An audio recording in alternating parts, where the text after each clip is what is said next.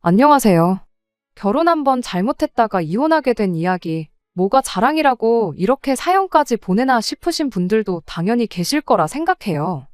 대나무밭에서 임금님 귀는 당나귀 귀라고 외치듯 그냥 누가 되었든 간에 상관없으니 저 혼자 한탄이라도 해볼 생각으로 이렇게 사연을 적게 되었습니다. 결혼을 하면 고부 갈등은 어떻게 보면 당연히 따라오는 거라 생각했습니다.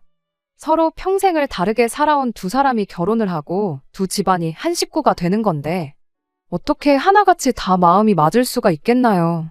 장서 갈등이라는 말도 있듯이 제가 시어머니와의 문제로 골머리를 썩는 만큼 남편 또한 저희 친정어머니가 이해가 되지 않는 부분이 있을 거라고 생각했습니다. 서로 다른 두 집안이 결혼하는 것인 만큼 그 정도 의견 차이는 당연히 겪을 수도 있는 일이라고 생각했지요. 평생을 저희 할머니한테 당하고만 사신 저희 어머니도 아버지랑 아직도 잘 살고 계시는데 익숙해지면 괜찮을 거라 생각했고 모든 건 시간이 해결해줄 문제라고 생각했어요. 그만큼 제가 이혼이라는 결정을 내리게 된 게 그냥 하루 만에 결정한 것이 아니고 견딜 만큼 견디고 버틸 만큼 버티다 내린 결정이라는 걸 알아주셨으면 합니다. 남편과는 중매 결혼을 했다고 표현하는 게 제일 맞는 것 같네요. 사실 저는 결혼하는 데 있어서 서로 사랑하는 마음이 가장 중요하겠지만 그 사랑이란 게 안정적인 기반에서 나오는 거라 생각했어요. 제가 조건 따져가며 남편 골라서 시집갈 만큼 잘난 사람은 아닙니다. 그저 결혼할 때 있어서 양가 형편이 비슷하고 두 사람 벌이도 비슷한 사람들끼리 결혼하는 게 가장 행복할 것이라는 생각이었어요. 어느 한쪽 기우는지 법고 서로 비슷한 조건이라면 결혼 후에 이런저런 이야기가 나올 일도 없을 거라 생각했죠. 그래서 원래는 결혼정보회사에 가입을 했었어요.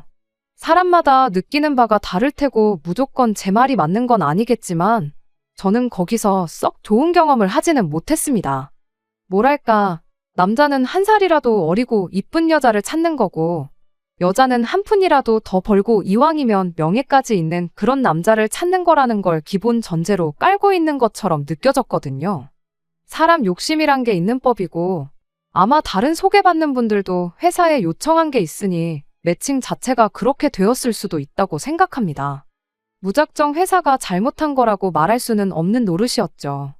다만 저는 단지 저랑 비슷한 형편의 사람을 만나고 싶었을 뿐인데 계속해서 제 나이를 가지고 어떨 때는 제 직업을 가지고 절대로 비슷한 조건을 가진 사람이 저를 만나고 싶어 하지 않을 거라며 계속 M1 사람들만 소개를 시켜주곤 했어요.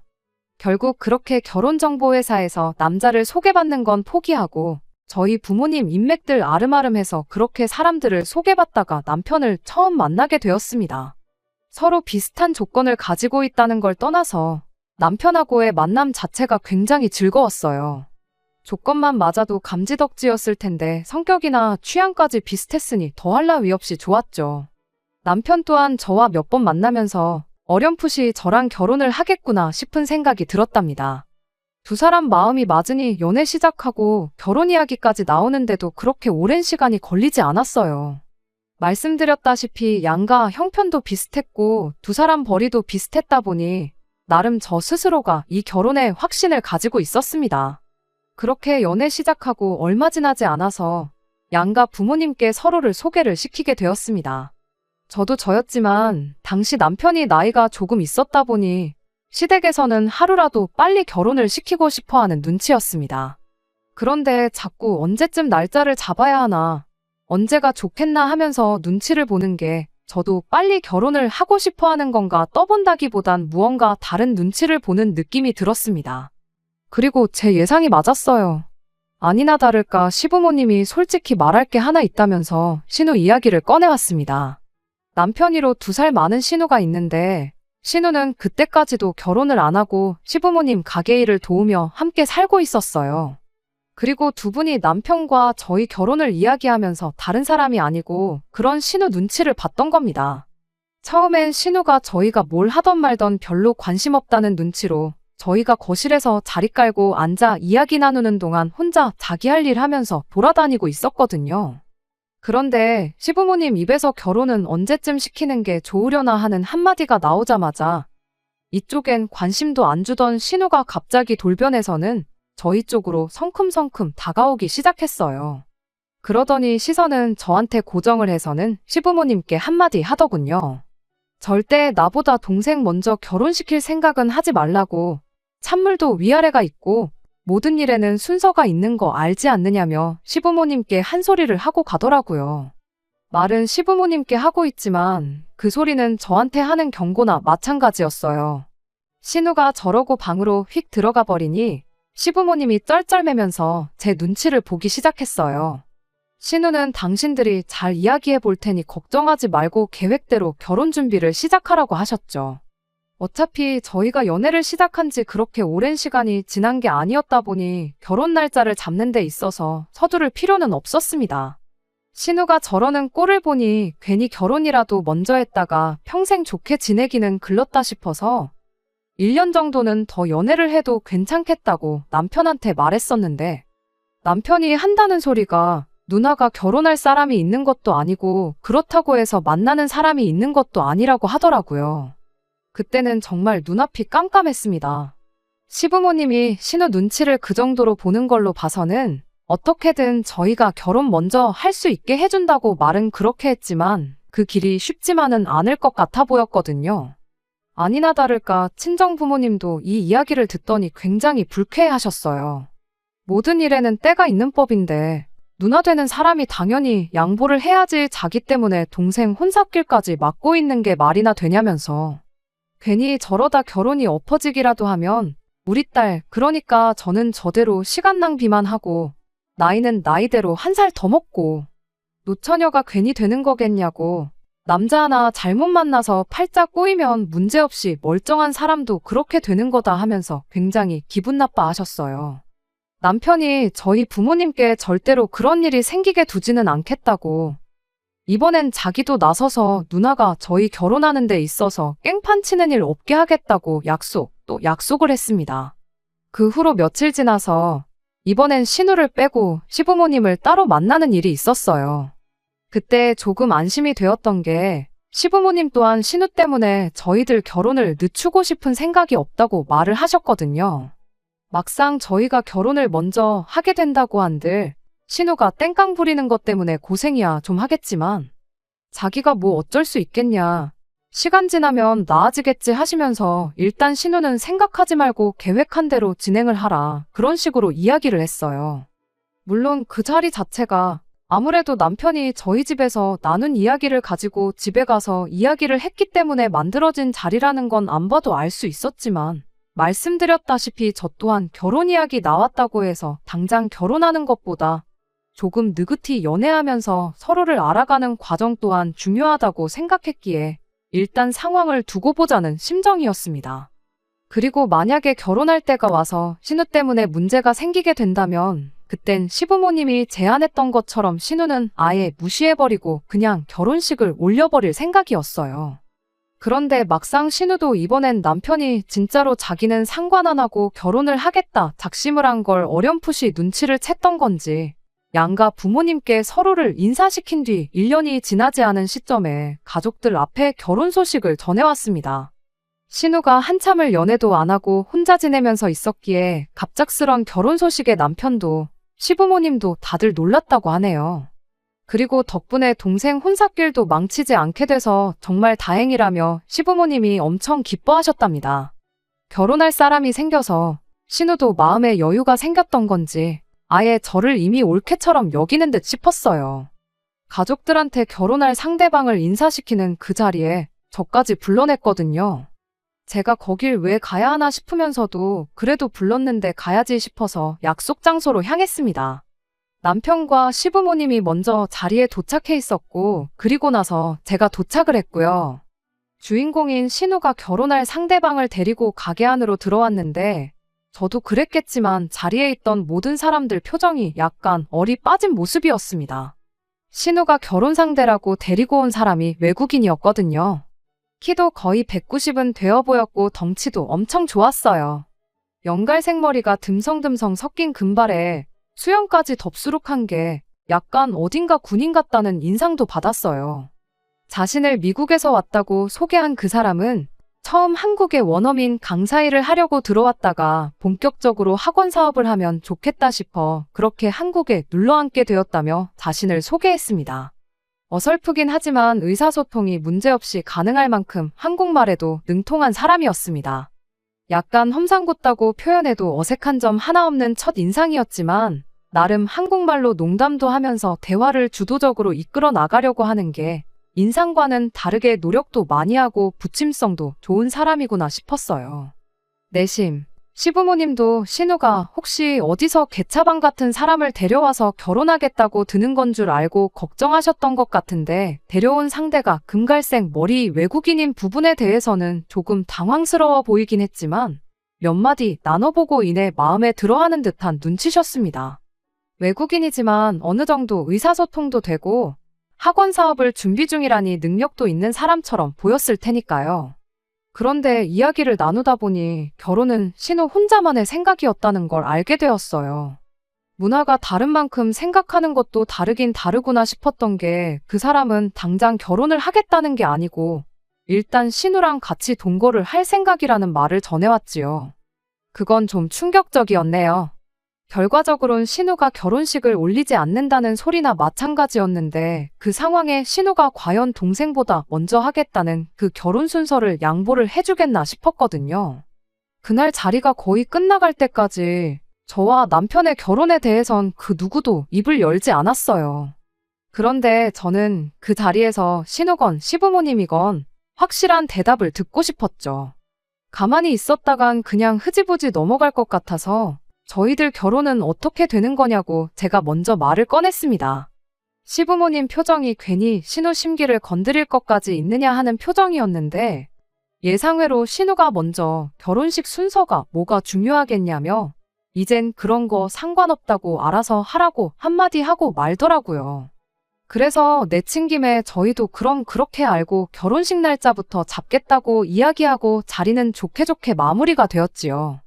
애초에 온 가족이 신우 하나 때문에 쩔쩔매고 눈치를 보고 살고 있다는 게 문제였는데 그때까지만 해도 저는 그냥 신우 결혼 문제만 해결하면 저희들 결혼 생활에 아무런 문제가 없겠다고 생각했던 게 저의 오산이었습니다.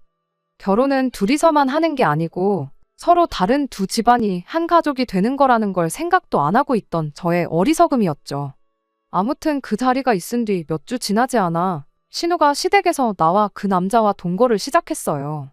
그리고 저희는 그로부터 반년이 지나 결혼식을 올리게 되었고요. 우락부락한 생김새와는 다르게 부침성이 좋은 사람이라 이따금씩 저희 부부를 집으로 초대해 같이 시간도 보내고 그랬습니다. 까탈스러운 성격이라고 생각했던 신우도 마음에 여유가 생겨서 그런 건지 같이 시간 보낼 때만큼은 세상에 이렇게 착한 사람이 있나 싶을 정도로 저희를 챙겨줬어요. 그 사람이 말하기를 한국 음식은 좋아라 하는데 술, 그러니까 소주만큼은 아무리 마셔봐도 이게 무슨 맛인지 모르겠다며 항상 저희 올 때마다 한 병에 몇십만 원씩 하는 양주를 준비해서는 그걸 몇 병씩 마시고 그랬습니다. 남편이 술을 좀 좋아라 하던 편이다 보니 누나 덕분에 양주를 종류별로 다 먹어본다며 좋아했어요. 둘이 사는 집이 넓지는 않았지만 나름 아기자기하게 잘 꾸며놓고 살고 있었고 미국 문화인지 뭔지 모르지만 저희를 집에 초대할 때마다 저희 생각나서 샀다며 뭘 그렇게 뜬금없는 선물도 주고 그랬습니다. 그때는 마냥 그 사람이 사업을 준비 중이라 하더니 여유도 있고 씀씀이도 큰 편이구나 그렇게 생각을 하고 있었는데 사실은 그런 게 아니었습니다. 신우가 그렇게 동거를 시작한 지 1년 반, 저희 결혼 생활이 1년이 넘어가는 시점부터 해서 상상도 못한 사실들을 속속들이 알게 되었고 나중에 가서는 경악을 금치 못할 사태까지 터져버리게 되었거든요. 그렇게 긴 시간도 아닌데 세상 사이 좋아 보이던 신우와 그 남자가 시간이 흐르면서 점점 사이도 안 좋아지기 시작했던 게 문제였어요. 사실 저는 어느 정도 이런 날이 올 수도 있겠구나 예상은 하고 있었어요. 남자는 동거 이야기를 꺼냈는데 신우는 결혼을 생각하고 있었잖아요. 둘이 목표하는 바가 달랐다 보니 누가 먼저든 간에 언제쯤부터는 불협화음이 생기진 않을까 그런 생각이 들었거든요. 그런데 진짜 문제는 결혼과 동거에서 나오는 의견 차이 같은 사소한 게 아니었어요. 언젠가부터 두 사람이 저희를 집으로 초대하는 수가 부쩍 줄어들게 되었고 시간이 지남에 따라 만나기는커녕 아예 연락조차 자주 할 일이 없어졌습니다. 남편은 본격적으로 사업을 시작하려는가 보다고 바쁘니까 그럴 수도 있지 않냐며 대수롭지 않게 넘기는 눈치였는데 저는 내심 걱정이 되었어요. 아니나 다를까 하루는 난데없이 신우가 저희 집에 찾아온 날이 있었어요. 연락도 없이 초인종부터 누르는 게 왠지 느낌이 쎄하더라고요. 웬일로 연락도 없이 오셨느냐 물으니 신우가 지금 그 남자랑 싸워서 당장 갈 곳이 없어서 찾아온 거라고 하는 겁니다. 알고 보니 그 근래 들어서 둘이 다툼이 잦았었나 봐요. 신우는 끝까지 그 이유를 설명해주지 않았고 다만 당장 갈 곳이 없으니까 하루만 신세를 지겠다는 말뿐이었지요. 하루 정도는 신세 지는 거 문제는 아니지만 왜 더 가까운 시댁을 두고 우리 집을 찾아온 건가 싶었어요. 오갈 곳이 없다는데 나름의 이유가 있겠거니 싶어서 딱히 별다른 말을 하지는 않았습니다. 그렇다고 우리 집은 안 된다고 내쫓아버릴 수도 없는 노릇이었으니까요. 문제는 그날 이후로 시작되었습니다. 처음 저희 집에 재워준 그 날을 기점으로 신우가 거의 일주일에 한 번꼴로 하루만 신세지자고 계속해서 찾아오기 시작했거든요. 한참 심했을 때는 일주일에 3번도 왔던 적이 있어요. 뭘 어떻게 다투길래 허구한 날 집을 뛰쳐나오나 싶었고 남편도 누나 성질머리가 저래서 집을 나오는 거라고 대수롭지 않게 여겼었는데 하루는 그냥 두고 볼 수가 없을 정도로 몰골을 한 신우가 짐까지 싸들고 저희 집에 찾아온 거예요. 눈탱이가 시퍼렇게 멍들어서 아주 잘 익은 왕밤처럼 되어 있더라고요. 둘이 말다툼을 하다가 결국 그 남자가 힘으로 신우를 제압했었나 봐요. 남자고 여자고를 떠나서 같은 남자라도 잘못 걸리면 뼈도 못 추릴 것 같은 덩치를 가진 사람이었는데 신우가 상대가 되었겠나요? 신우 몰골을 보아하니 그간 신우랑 관계가 어쨌건 간에 걱정부터 되더라고요. 이거 경찰부터 불러야 되는 거 아니냐 했는데 신우가 호들갑 떨지 말라고 경찰 부를 정도의 일이었으면 자기가 진작에 불렀을 거라며 저를 딱 막아서더군요. 아니나 다를까 다음날 그 남자가 우리 집에 신우를 데리러 왔어요. 그 어설픈 한국어로 어눌하게 이것 참 미안하게 됐습니다 한마디 하는 게 왠지 모르게 빈정거리는 느낌이 들더라고요. 아무튼 그렇게 신우를 데려가는데 남편이 암만 자기 누나랑 사이가 안 좋았어도 그래도 가족이고 그래도 누난데 자기 누나를 저렇게 만든 그 인간이 마음에 안 들었나 봐요. 하지만 그렇다고 뭐 남편이라고 해서 상대가 되었겠나요? 남편을 2개는 합쳐놓아야지 그 사람 한 명분 될까 말까였는데 남편이 할 말은 많아 보였지만 누나가 괜찮다니까 그냥 참는 것 같더라고요. 저도 남편한테 아서라고 한마디 했어요. 여자도 저렇게 묵사발을 만들어 놓는 사람이 당신이라고 못 패겠냐고 일단은 가만히 있어 보라고 남편을 말렸어요. 둘이 부부는 아니지만 동거하면 뭐 부부나 다름없잖아요. 부부싸움은 칼로 물베기라고도 하고 그동안 저 또한 2사람 문제에 제가 관여할 바는 아니라 생각했는데 막상 신우가 저런 꼴을 당한 걸 보니 그냥 넘어가서는 안 된다는 생각이었습니다. 그래서 아예 그 길로 남편을 데리고 시댁으로 찾아갔어요. 다른 건 몰라도 시부모님도 신우 상황이 어떤지 알고는 계셔야 할 것 같아서 말이죠. 그런데 알고 보니까 신우가 우리 집에만 찾아온 게 아니었던 거예요. 저희랑 연락이 조금 뜸해지기 시작했을 때쯤부터 이미 매일같이 다투는 일이 생겼고 그때는 저희 집이 아니라 시댁에 그렇게 들락거렸다는 거예요. 하도 자주 오니까 아버님이 그 남자한테 내 딸을 믿고 맡겼는데 어떻게 하루가 멀다 하고 집으로 도망 나오게 할 수 있냐며 뭐라고 잔소리를 하셨었나 봐요. 그런데 그 남자가 아주 얼굴이 도깨비 마냥 시뻘개져서는 시댁을 한번 뒤집어 놓을 뻔 했었다더라고요. 그래도 그 뒤로 따로 찾아오는 일 없어서 이제는 둘이 잘 지내는가 보다 싶었는데 저희 집에 들락거리는 줄은 상상도 못 하셨답니다. 제 생각엔 아마 신우 딴에는 저러다 그 남자가 시부모님한테 무슨 해코지라도 하겠다 싶어서 저희 집으로 도망오기 시작한 게 아닐까 싶어요.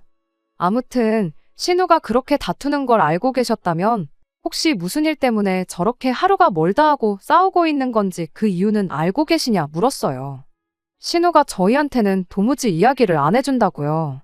그랬더니 시부모님이 정말 충격적인 이야기를 꺼내오셨어요. 사실 그 남자가 사업을 알아본다고 했지만 땡전 한 푼 없는 사람이었답니다. 둘이 살고 있는 그 집도 당장 보증금 할 돈도 없어서 시부모님이 피땀 흘려 장사해서 모은 돈으로 얻어준 거고, 거기에 신우가 직장이 없다고 했잖아요. 그런데 일을 안 하는 건 그 남자도 마찬가지였던 거죠. 둘이 일도 안 하는데 집이 해결되었다고 한들 생활비가 어디 있었겠나요? 결국 시부모님이 두 사람 생활비까지 대줬다는 겁니다. 그동안 우리한테 사줬던 쓰잘데기 없는 선물이며 저희 마시라고 선심 쓰듯 까줬던 양주며 밥까지 전부 다 알고 보니 시부모님 돈이었던 거예요. 문제는 두 사람 씀씀이가 워낙에 크다 보니 시부모님이 언제까지고 그렇게 해줄 수가 없었던 겁니다. 심지어 그때가 또 마침 코로나가 끝나갈 때쯤이었는데 코로나 겪는 동안 시부모님 장사도 많이 안 좋아지게 되었고 결국엔 그간 모아놓은 노후 자금까지 털어서 신우한테 퍼주고 있었던 거라네요. 그런데 이제 여유분까지 돈을 전부 써버리고 나니까 더 이상 두 분이 신우한테 계속 돈을 대줄 수가 없게 되었던 거죠. 두 분 노후 자금을 전부 다 쓰신 건 아니지만 여유분을 탕진하는데 고작 1년의 시간도 걸리지 않았던 겁니다. 아무튼 그렇게 생활비가 끊기게 되니 그 남자가 그것 때문에 뿔이 나서 신우한테 화풀이를 하기 시작했던 거였고 결국엔 그렇게 매번 생활비 문제로 다투다가 눈탱이가 밤탱이가 돼서 우리 집에 찾아오게 되었던 거예요. 신우가 눈이 시퍼렇게 돼서 우리 집에 짐 싸들고 도망 나오기까지 했다는 그 이야기를 전하니 시부모님도 엄청 충격을 먹은 듯 보였어요. 그런데 시부모님이 애초에 집에 데리고 온 첫날의 결혼 생각도 크게 없어 보였는데 그때 신우 동거를 못하게 반대를 했었어야 했었다고. 그런데 아무래도 니들이 마음에 걸려서 그냥 둘이 같이 살게 했는데 일이 이렇게 될 줄은 몰랐다며. 신우가 저런 인생을 살고 있는 걸 난데없이 저희한테 탓을 돌리기 시작하는 거 아니겠어요? 정말로 어이가 없었죠. 그래서 그렇게 말로만 후회를 할 게 아니고 그 사람은 빼놓더라도 일단 신우까지 같이 해서 한번 이야기를 제대로 해봐야 하는 거 아니겠냐고 현실적인 해결책을 제시를 했습니다. 그렇게 신우를 시댁으로 불러내서 온 가족이 이야기를 나누게 되었어요. 다들 하나같이 신우한테 무슨 좋은 꼴을 보겠다고 눈탱이가 밤탱이가 되면서까지 같이 살고 있냐고 그냥 결혼 안 한 거 천만다행으로 알고 그 인간하고 헤어지라고 이야기했는데 신우도 참 제정신이 아니었어요. 그 남자를 너무 사랑해서 포기를 못하는 것도 아니고 결과적으로는 그럼 나는 다시 이 지긋지긋한 집에 들어와서 엄마 밑에서 살아야 되는 거 아니냐고 그러긴 싫다고. 그냥 엄마 아빠가 돈만 제때 보내주면 없었을 일이라면서 자기 인생 망칠 생각 마시고 돈이나 보내달라는 말도 안 되는 소리를 하더라고요. 제 귀에는 그게 스스로 일해서 벌어먹고 살 생각 없고 평생 부모님이 피땀 흘려 모아놓은 돈으로 빌어먹고 살 생각밖에 없다는 소리로밖에 들리지가 않았습니다. 그런데 또 생각해보니 그런 이유라면 나도 더 이상 신우 인생에 관여하고 싶지가 않더라고요.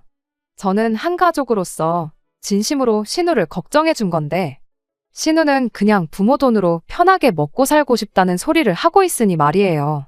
그래서 한마디 했죠.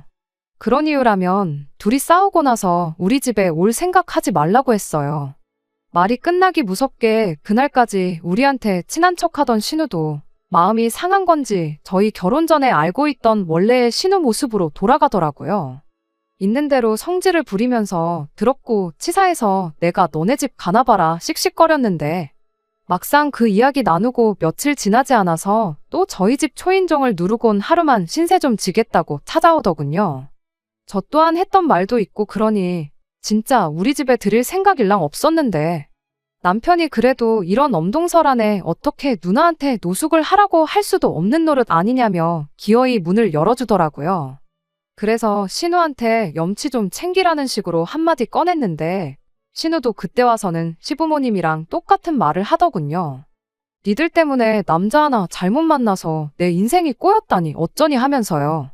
아니, 누가 결혼하라고 동거하라고 등 떠밀었냐? 어차피 형님이 그 남자랑 동거 안 했어도 형님 무시하고 우리끼리 알아서 결혼식 올릴 생각이었다고요. 그렇게 신우랑 언성을 높이고 있으니 남편도 눈치를 챙긴 건지 거기선 그걸 우리 탓을 하면 어떡하냐고 하면서 제 편을 들어주긴 하더라고요.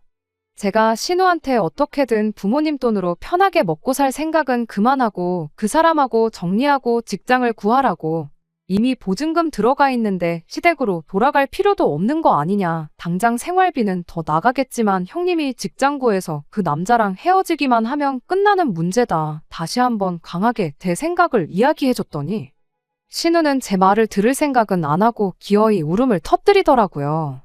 아니, 지금 답답해서 울고 싶은 사람이 누군데 왜 우리 앞에서 약한 척 질질 짜고 자빠졌냐고 한마디 하려고 했는데 남편이 누나 눈물을 보더니 마음이 약해졌나 봐요. 그 길로 지 누나한테 달려가선 울긴 왜 우냐며 누나를 달래주더라고요. 그러더니 결국 나한테 너무하다고 누나가 그래도 의지할 곳이 우리밖에 없어서 찾아온 건데 그렇게 매정하게 굴 필요가 있냐며 뭐라고 할 게 아니라 우리가 방법을 찾아보자며 누나 편을 드는 거예요. 그리고 나서 남편이 신우를 방에 데리고 가서는 둘이 이러쿵저러쿵 무슨 이야기를 나누더라고요. 한참 그러고 있다 나오더니 남편 하는 말이 일단 우리가 할 수 있는 건 누나한테 직접적으로 돈을 줄 수는 없지만 돈을 벌 방법 정도는 대신 알아봐 줄 수 있지 않냐며 일단 수입이 생기면 둘이 이렇게 싸우는 일은 없지 않겠냐. 둘이 잘 지내는 거 직접 봐서 알지 않느냐고 저를 설득하더라고요. 그래서 나는 빠질 테니 알아서 하라고 한마디 해줬어요. 며칠 지나서 남편이 이래저래 해서 어떻게 과외자리를 알아왔나 보더라고요. 전단지 만들어다 여기저기 붙이고 당근에도 올리고 하면서요. 당장 누나도 그렇고 그 사람도 그렇고 직장 구해서 일할 생각은 없어 보이지만 과외자리면 하루 한두 시간 짬만 내면 되는 거니 문제 없을 거라고. 그리고 원어민이니만큼 페이도 세서 조금만 해도 웬만한 사람들 월급만큼은 벌겠다고 하면서 최대한 이런 식으로라도 도와주자는 소리를 하더라고요. 생각보다 남편의 아이디어가 먹히긴 했어요. 아무래도 원어민 직접 과외를 원하는 집이 많다 보니 연락이 엄청 많이 오더라고요. 남편은 신우한테 과외 공고 올리는 방법 같은 걸 알려주고 그 길로 신우네한테서 손을 뗐고요. 수입이 생기니 신우가 싸웠다고 저희 집에 찾아오는 일도 없어졌고 그렇게 우리 인생에 다시 신우가 빠지게 되니 남편하고 언제 그랬냐는 듯 다시 사이가 좋아졌어요. 그런데 산 넘어 산이라고 하나 해결했구나 싶었더니 여지껏 신우가 날이면 날마다 찾아오는 건 문제축에도 들지 못하는 일이 터지고 말았습니다.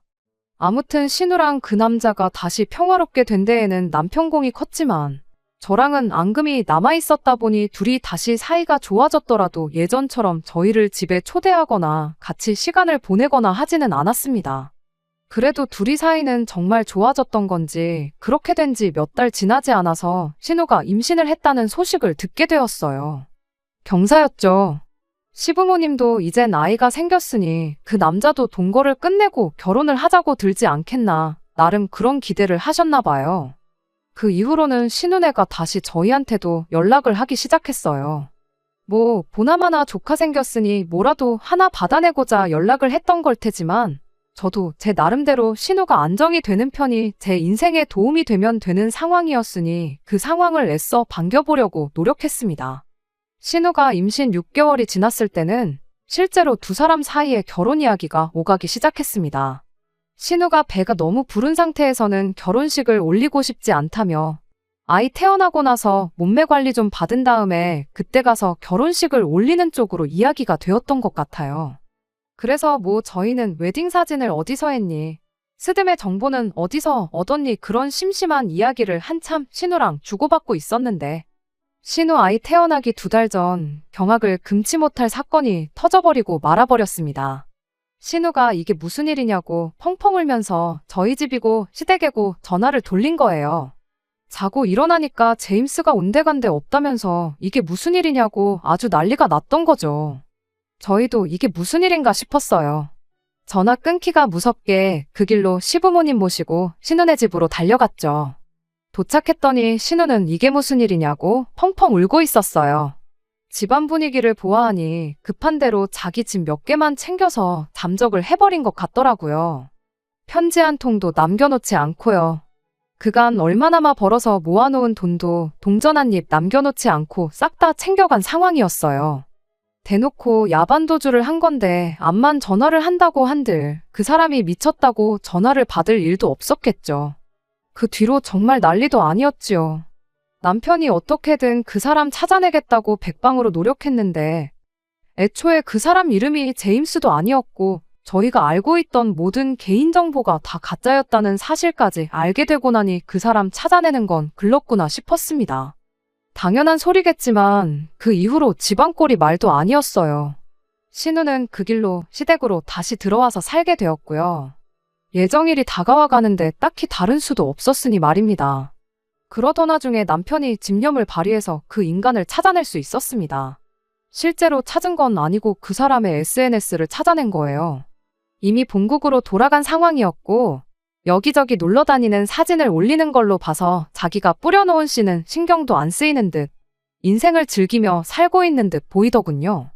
충격적인 건 저희가 알고 있던 이름뿐만 아니라 어느 나라에서 왔는지 나이가 몇 살인지도 전부 다 거짓말이었어요.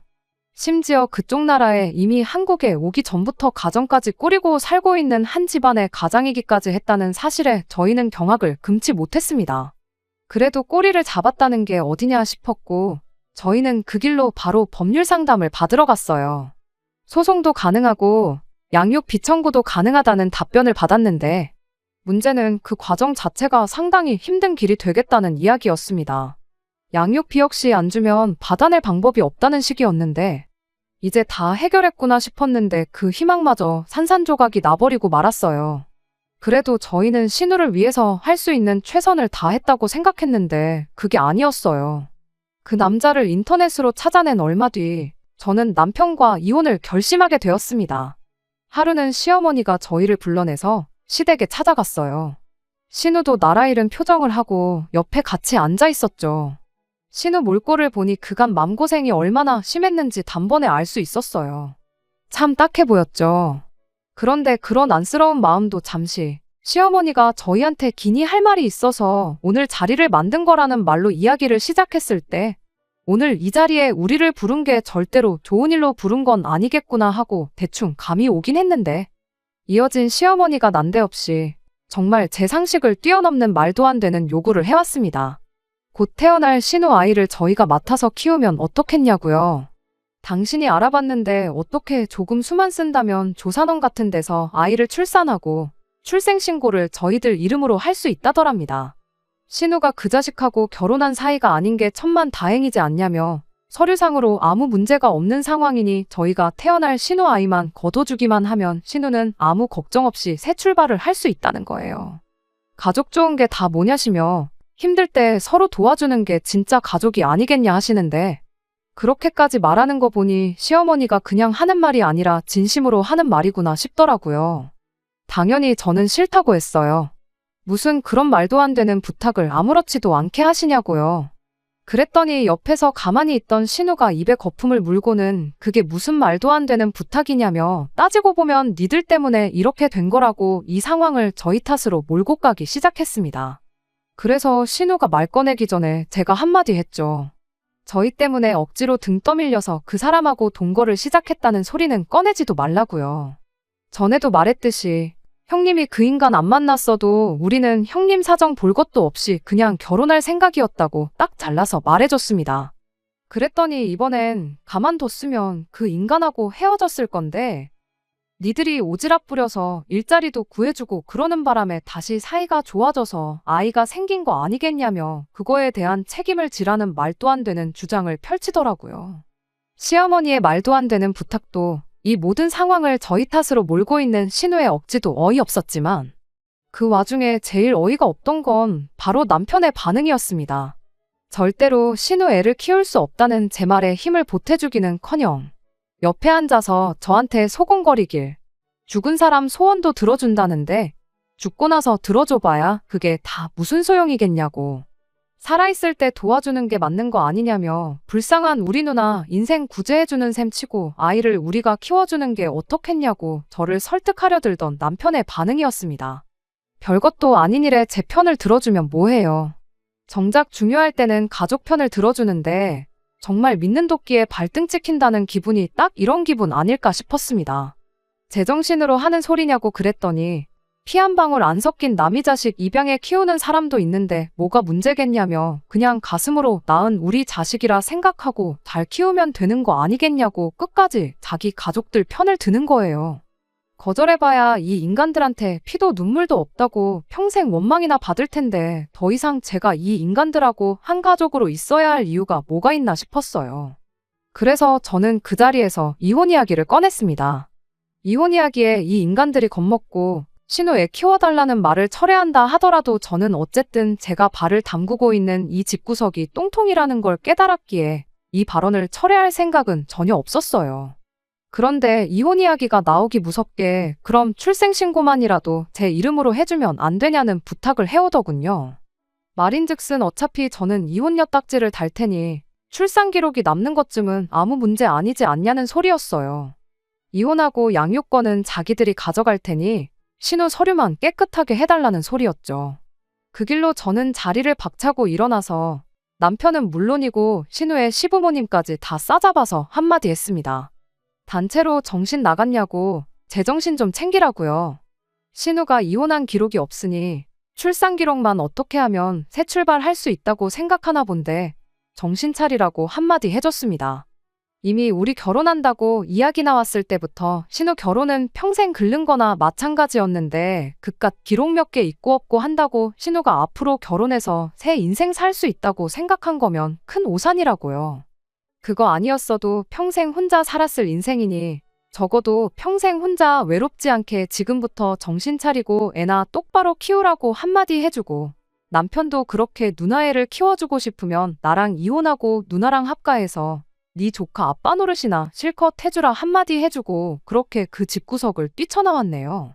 그날 이후로 남편이 자기가 잘못 생각했다며 이혼만은 말아달라고 싹싹 빌기 시작했지만 앞으로 신우에 태어나면 펼쳐질 제 인생이 눈앞에 선해서 그렇게 못하겠다고 협의 이혼 해주기 싫으면 몇 년이 걸리더라도 진흙탕 싸움을 하는 한이 있어도 꼭 이혼하게 만들어줄 테니 그렇게 알라 말해주고 저는 그 길로 짐 싸서 친정으로 향했습니다.